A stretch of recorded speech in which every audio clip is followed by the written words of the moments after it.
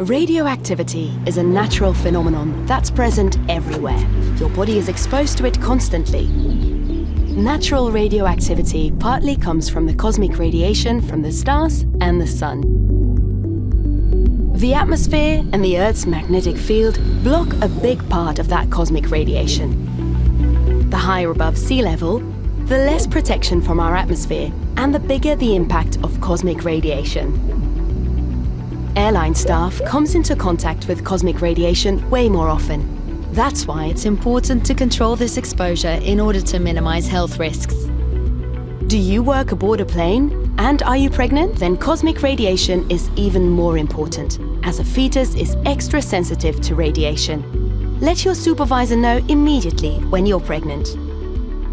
Factors like flight time, height, latitude, and the cycle of the sun all influence the radiation levels. That's why the airline company must inform their staff about the risk of cosmic radiation and why it keeps a record of all staff members' dose per flight, as well as their yearly dose.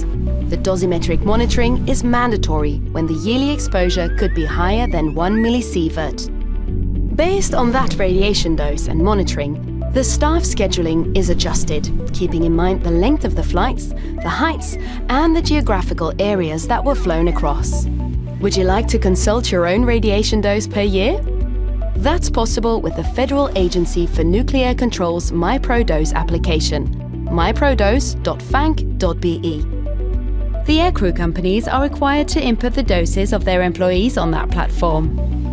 FANC guarantees that airline companies monitor their employees well, inform them, and protect them against risks from cosmic radiation.